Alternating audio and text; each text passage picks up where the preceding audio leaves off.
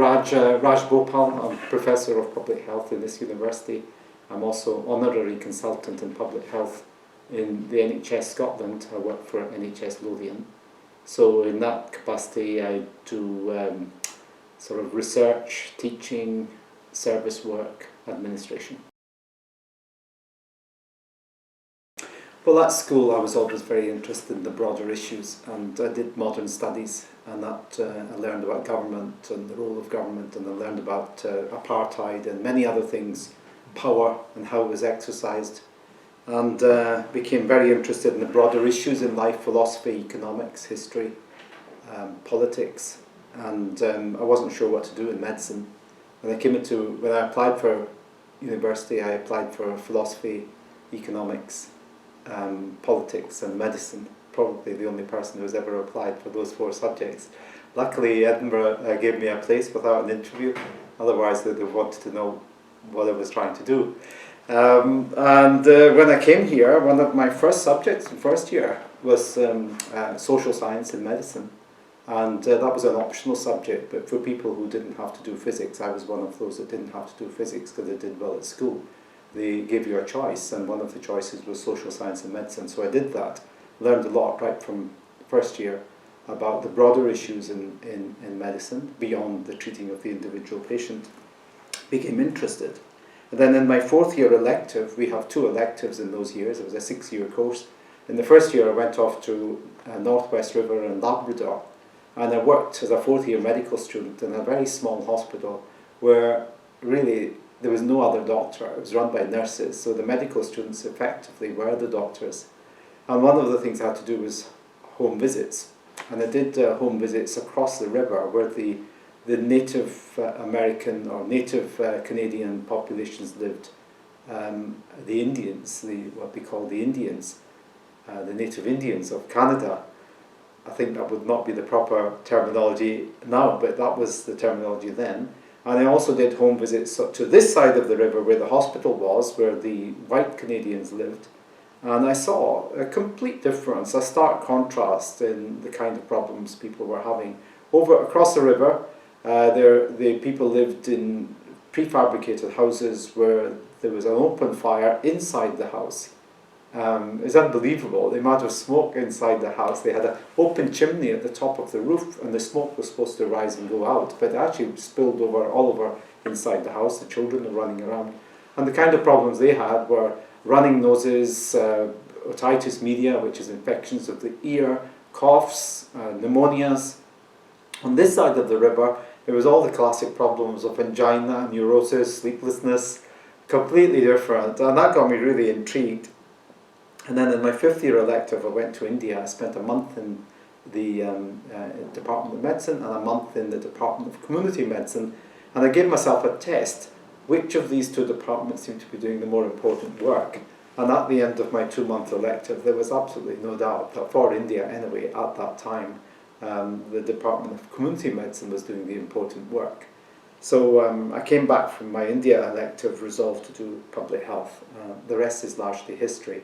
After about 4 years of medical training of various kinds to build up my experience and knowledge, I then started training in public health in 1983 in Glasgow.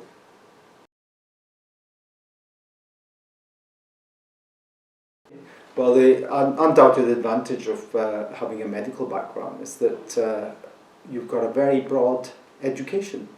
I mean, there's no doubt in medicine you learn chemistry, you learn biochemistry, you learn pathology, you learn pharmacology, you learn about people, and it's just, there's virtually nothing that's not covered. So you do, when you become comfortable in speaking to doctors, you get comfortable in speaking to managers, nurses, all sorts of people, ordinary people, you become accustomed to examinations because there's one examination after another, very rigorous. So it's an incredible education as a medical student, and then beyond, because your education just starts once you qualify. I mean, I've sat so many exams as a postgraduate, it's unbelievable. So that is the advantage. For me, the biggest disadvantage has been that as you go through medicine, you lose your mathematics. So I was quite good at mathematics. Even in 5th year at school, I could do calculus, even although it was not on the curriculum. I taught myself how to do calculus. Gosh, those distant days, I wish I could have them back. So having come into public health and epidemiology, quite a strong strength in numeracy is required. And although I think I still retain many of the concepts that I learned in mathematics at school, the actual ability to solve algebraic equations and that sort of thing, which I would love to have back, has largely gone, and I've never had the time and the energy to get it back. I'm sure I could, I just need a couple of months out to relearn it, but that couple of months is never available. I never even have a couple of hours, never mind a couple of months. So that's the biggest disadvantage for me.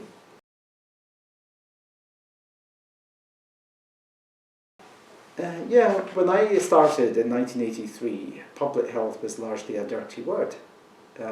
Not just in medicine, but even in the general public. It was totally out of fashion.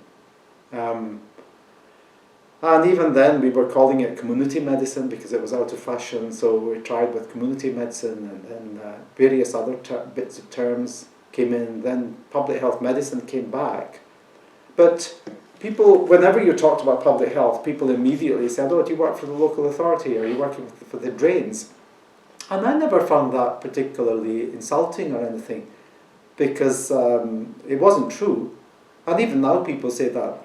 But what I say to them is, I don't do that, but that probably is the most important work done in public health. You're absolutely right. Because without those drains and without the water supplies, I don't know where we would be. So it was actually out of fashion. And even the idea of prevention was a bit stale. At that time, the government was trying to get prevention back on the agenda. There was a report came out, Prevention and Health, Everybody's Business. Yeah, so it was out of fashion. And you didn't see it on the TV much, TV or radio or in the newspapers a great deal. It certainly wasn't front page headlines. And now public health is front page headlines all over the world. I mean, I'm not sure it's healthy. We seem to have swung too far. I mean, this morning there was an article on the front page of the Times about how having a big waist is more dangerous than being generally fat. And these sort of simplified messages are being portrayed on the front pages of the news. Last week's big news was red meat causes cancer, and the week before that it was butter is good for you after all. So every week we're getting these huge stories that have got incredible significance, and they're portrayed in a very simplistic light, which causes masses of confusion to the public, because I've got a lot of friends who are not medics, and they're always teasing me about how come butter is good for us now after all these years. So I think we've gone, it's become slightly worrying, because the credibility of what we do is in danger, because we're getting non-authoritative statements. It strikes me that Public Health England is very much in the public eye, and their statements are also causing a lot of controversy. So that worries me a little bit. I think that's probably been the single biggest change. I think the general public is feeling a bit bemused. I think to a large extent they feel they can ignore it. Let's take eating bacon or processed meats. Michael Marmot's report came out about 6 years ago. He chaired the committee for the UK, looked at this and came out with exactly the same view, that processed meats should be eaten very sparingly. It was on the front pages of all the newspapers then, it was in the TV, everywhere in the news. No one took a blind bit of notice. Even in my golf club that I belong to, the bacon sandwiches and the sausages and the pies continued as if no one had ever even noticed this. And now we've got it again because of the International Agency for Research on Cancer's report that came out a few weeks ago. And again, it's we're going through the same cycle again. No one's taking a blind bit of notice, and people are joking about it and treating it in a derisory way. How we actually solve that problem, I'm not quite sure. It needs a different kind of approach. Maybe fewer messages, so that people are, when you're absolutely certain that a certain message actually does apply, then we need to take some serious action. What's happening now is that we're getting 2 or 3 very big messages every week. And that is just too many. No one can handle that.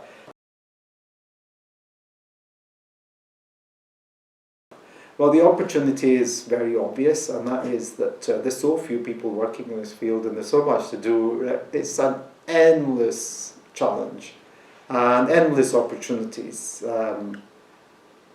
Wow, what a research agenda we have here, what a service agenda, what a policy agenda. It's wide open, and yeah, if anyone's interested in doing some science, is here, because so many interesting hypotheses are generated by the study of ethnic variations in disease and health status, that you could be occupied for a lifetime just examining, let's say, the ethnic variations that have been shown up in cancers, never mind everything else. You could set up a research unit with 1,000 people in it and still keep everybody busy. So there's so much to do. That's the challenge. The problem is that there's a lot of circularity. It's very prone to government policy. One government is really interested in inequalities and reducing inequalities and looking after the diversity in the country, and then the next government comes in and they're not interested. They change the law, they change the policy, or they alter the funding. That's one. So there's a lot of circularity in this field. And the second thing is that as a research scientist, as an epidemiologist, I have to do some stuff that is very basic. I mean, it's already been done for the general population, establishing disease patterns. It's very basic science. Just collecting the data to say, well, this is the incidence of disease in this group and that's the incidence of disease in another group. So it is very basic. So that does mean that I have to spend a lot of my time doing basic epidemiology, which is probably not bad. I'm 62 and I'm getting past it anyway. But maybe it's not bad to do some basic stuff. Whereas, of course, I could be doing some high-powered stuff, which is developing and testing high-powered hypotheses or developing and testing high-powered interventions. But someone's got to do the basic stuff, because if you don't have the basic stuff, then there's no motivation or rationale for doing the more complex stuff. And so there are some challenges, but it's going to come back in. It's never going to go away anyway, because the whole world is becoming a multi-ethnic world. So this area of work is going to expand and grow. We've seen it with the migrant crisis at the moment in Europe, and that's not going to change, because in the words of one famous American president, we ain't seen nothing yet. When we've got the climate change coming, and we'll have tens of millions of people migrating, and it won't be in the hundreds of thousands, it'll be in the tens of millions, and then the world is going to change dramatically. And it's changing dramatically anyway. No one can stop this change. It's the same as urbanization. If a couple of hundred years ago people had said, oh, we don't like this urbanization, we've got to keep the people in the countryside, it would never have worked. And similarly, if people are saying, oh no, we've got to keep the people in Eritrea or Somalia or Sudan or Ethiopia, where the famine is now is currently, or even in Bangladesh, which is going to sink, well, it's not going to work. Forget it. We've got to find the solutions, and we've got to look on the bright side. Europe is becoming depopulated anyway. It needs people. That question is a bit like asking me, oh Raj, you've got 4 sons, which of them are you most proud of and why? And it's not possible in an academic career as long as mine. But nonetheless, I have picked out 4 things. I thought I'd have one thing for every one of my sons. Firstly, I wrote this book, Concepts of Epidemiology, and it's a crowded market writing books on epidemiology, basic books. It's a postgraduate. I wrote it as the first textbook a postgraduate might want to read if they're interested in epidemiology. And at the time I wrote it, there were about 30 or 40 other books. I had reviewed 25 of them in preparation for this book. That review was published. But it's actually found its place. And when I go travelling, people come up to me and say, "Oh, you're Raj Bhopal who wrote that book." Oh, it's so helpful. One student said to me, she had a choice on a Friday night. Either she read that book or she watched TV. So she picked up this book and started reading it, and she said, oh, well, that was much more interesting than TV. She didn't stop the rest of the night. That's the kind of thing you hear, and it's amazing to hear that kind of thing. And then the second book, the second big book I've written other books as well, mostly multi-author books, but the 2 books I've written entirely on my own, This book came out as Ethnicity, Race and Health, and then last year it came out in the second edition as Migration, Ethnicity, Race and Health. I could see that migration was becoming a very big issue and it's interrelated, so I wrote this book. That's my second thing. And that is the first, to my knowledge, that is the first general textbook in this field, in the health side. So no doubt there are other equivalent textbooks in sociology or psychology or even social work, but in medicine and public health, that to my knowledge is the first and only book of its kind, which takes the subject from first principles. So I'm very proud of it. The two bits of research I'd really like to maybe point out to are one bit of work I did in Newcastle while I was professor there, and that was a paper we published in the BMJ in 1999. It's a very simple paper. It's called Heterogeneity of Cardiovascular Risk Factors in Indians, Pakistanis and Bangladeshis. Up till then, people had noticed that there's a big issue with cardiovascular disease in South Asian populations, but they treated them as one, as Asians or South Asians. And we have been working, and I've been saying, no, they're very different, these three populations. And within the population that we call Indians, there's a huge heterogeneity within them too. Anyway, we got this paper published in the BMJ, and ever since then, the idea of treating South Asians and Asians as one group has virtually evaporated. A lot of people have to do it for practical reasons. They don't have a sample size that's big enough, etc. But one of the first things they now say is, we recognise that there is heterogeneity within this population, and that's important, but unfortunately we didn't have the sample size to report on South Asian groups separately. So it has changed. It's really changed the way people work and think. And I'm not going to say that I was the first person ever to make that point. Indeed, I had made that point before in conceptual papers. I'd made it in letters to the editor. Other people had made this point even before me, but they hadn't had any effect. It's only when we actually published this paper showing the stark heterogeneity. So for example, we found that the highest prevalence of smoking was in Bangladeshi men, and the lowest prevalence of smoking in men was in Indian men.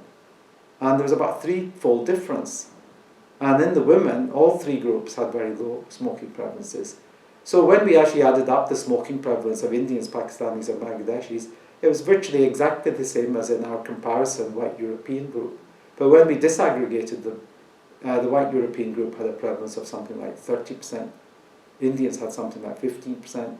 Pakistanis had something close to the white group, and the Bangladeshis had something like 50% in men. So you could see that actually when you aggregated them all together, you were coming to a completely erroneous viewpoint. So I picked that paper, and then finally I got to pick a paper that reported on our PODOSA trial, Prevention of Diabetes and Obesity in South Asians trial. I suppose one of the reasons I have to pick on it is because I started thinking about that study probably in 2004. We started planning that study in 2005. We got it funded in 2006. And 7 years later, in December 2013, our main paper was published in the Lancet Diabetes and Endocrinology. And what did we learn? Well, we had sent out dietitians to people's homes to work with the family to try and reduce their weight, get them eating better and taking more exercise. And the end result of this, 15 visits to the family home over a 3-year period. In the control group, they had 4 visits, but it wasn't a tailored program, it was information giving and measurement. In the 15-visit group, it was a tailored program where they listened to the family and the family listened to them. The end result of that was a very disappointing 1.6 kg decline in weight in the intervention group compared with the control group. Now, you could argue that if the control group hadn't had those 4 visits, their weight might have gone up by another 0.5 kg or something. So maybe you could say that the true effect of that intervention was a couple of kilograms. So it's a very low weight change for the amount of effort. But then I worked with a colleague, Tamara Brown, and we published a paper which is systematic review and meta-analysis of all weight loss programs in South Asians all over the world. And this trial is the only one that shows that in a trial setting you can get South Asians to take off any weight at all So, yes, of course it was disappointing, but at least we've led the way and showing that in an intensive situation, an intensive trial, you can get South Asians to take off some weight on average. So, of course, the reason trialists tend to be a little bit proud of their trials is not necessarily because of the output, but because of the input, the amount of work that took and the size of the team. I mean, literally hundreds of people were involved in that study, all over the place, and the amount of work it took was enormous. And then to finish it, and then to be disappointed, and then to do a meta-analysis and to find that the disappointment was not justified, it has been one of the one of the big events of my life, and the life of many other people who worked alongside me in this trial. In an era which extols economic inequalities, but decries health inequalities, it's really impossible to make progress. Those policies have to be aligned because they're going in different, diverging directions. It's a bit like a swimmer who is able to swim at 3 miles an hour, swimming upstream when the river is coming downstream at 5 miles an hour. So you can't do it, really. All you can do is wear yourself out. So I think that is a huge, huge challenge. How do we actually align these different priorities to do with inequalities? I think we've got very good policies on inequalities across the world, whether it's international law, whether it's national law, European law, local policies or whatever, but they don't line up with our other policies. So I see that as a massive challenge. The other challenge I've already alluded to is the movement of people across the world. We've already seen in the last 250 years the urbanization of much of the world. That urbanization is proceeding apace. It's happening in India, it's happening in China, it's happening in Africa, Latin America, and that is a massive challenge, the urbanization of the world. I think it's going to bring huge benefits that we haven't even begun to consider. One of the benefits was that more trees grew in the world last year than were cut down, because the forests are being reclaimed by nature in China and Russia because of urbanization. People have left, they're not farming the land, so nature grows those trees again. So there will be advantages, but the other change is this internationalization of the world. We in the UK, for example, London particularly, or other parts of the UK, we've seen a truly multi-ethnic society. When we see a truly multi-ethnic society, we go to a place like Vancouver or New York, San Francisco. We're seeing it in London, Paris, and that is the future. A lot of people don't like it. There will be civil wars, there will be strife, there will be burning of hostels, there will be wars, but that is the future. And in 100 years, everyone, and virtually everyone in the whole world, will be living in societies that look a bit like London. And that is a hard thing for many people to take. This racism will have to be consigned to the historic dustbin. But the world is going to change, and people have to learn how to live in this new world. And people can live in it. London seems to be an incredibly successful and harmonious place, and many of these multi-ethnic cities are indeed very successful and harmonious. Vancouver is repeatedly voted as one of the most desirable places to live in the world. It's a very multi-ethnic city. So I do see that as a second huge challenge. If I could, at the wave of a wand, stop the growth of any substances that are highly addictive, I would stop it. I don't know what would be in my basket of highly addictive substances. Let's say we said the 5 most highly addictive substances known to human beings would be confined, we would stop growing or making them. I think that would do us a lot of good, because when we become addicted to things, we lose our freedom. And freedom is one of the most prized things we enjoy as human beings. And to give up our freedom through becoming addicted to things is not good.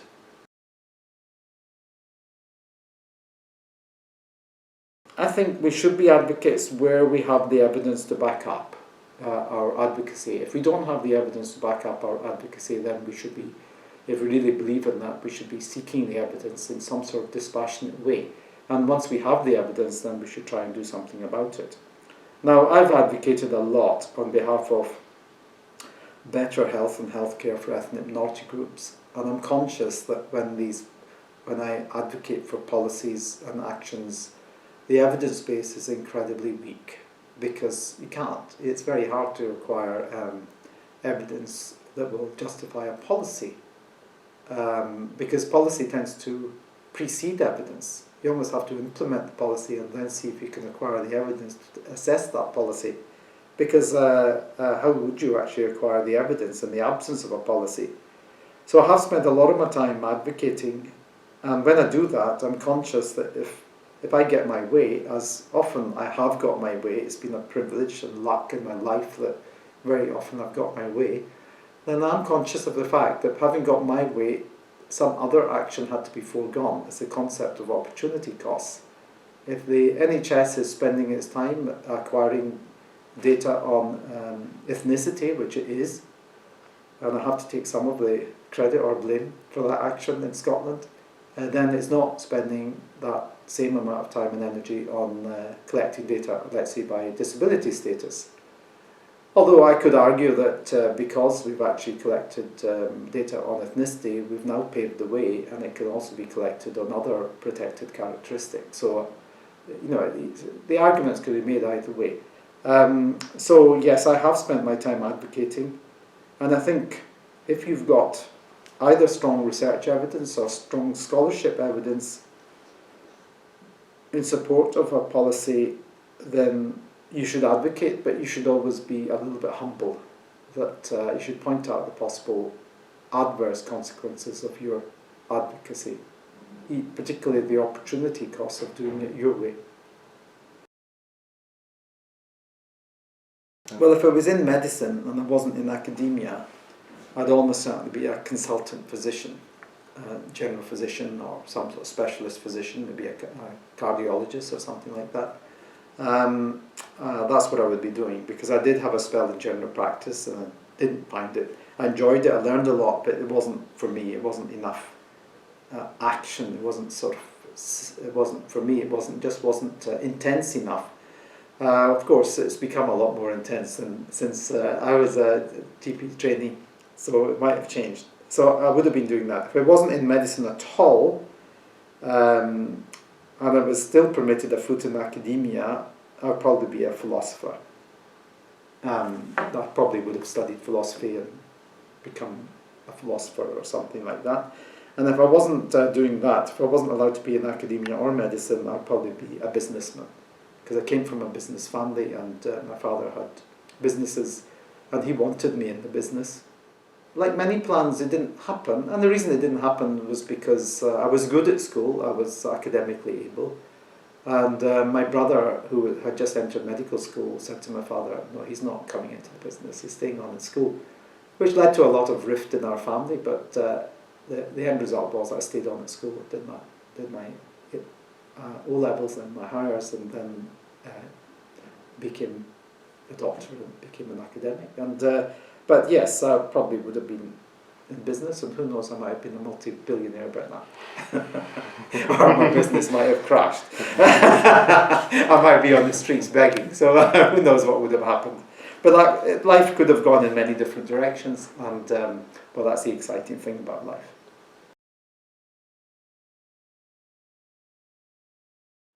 I'm going to break the rules slightly, but I'm going to break it in a sort of logical way, because books are fiction and non-fiction, so they're very different. So for non-fiction, I'd pick The Ancestor's Tale by Richard Dawkins, because it tells you everything about the evolution of life on the earth that you would ever want to know in a brilliant way.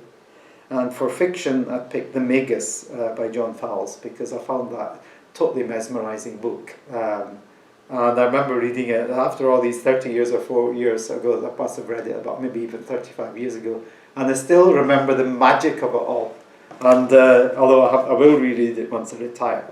And then albums, well, I come from several traditions, and therefore it's impossible to make one choice. But I've picked an Indian piece of music and classical music and rock, I suppose, light rock. Hari Prasad Chaurasia playing the Indian flute, once heard, never forgotten, totally beguiling. Then Beethoven's Violin Concerto, the slow movement. Oh gosh, if you want to become transported somewhere without drugs, listen to that. And then Carole King Tapestry has to be my, if not my all-time favourite album, certainly up there. So that's my albums. And for a movie, I've only picked one, so that's good. I Am Love by, the actress there is Tilda Swinton. And it's an absolutely incredible film. And if you haven't seen it, I really have to recommend it. I Am Love. See it or get it on DVD. It's just the most powerful portrayal of the effects of love that you can imagine. And of course, people's lives are completely altered. Sometimes they're torn apart. Sometimes they're exalted through love. And this is a tale of Tilda Swinton, who is married to a very successful businessman and living that conventional life of the businessman's wife, and what love with a younger man leads to. And I don't need to tell you any more, but it's completely compelling.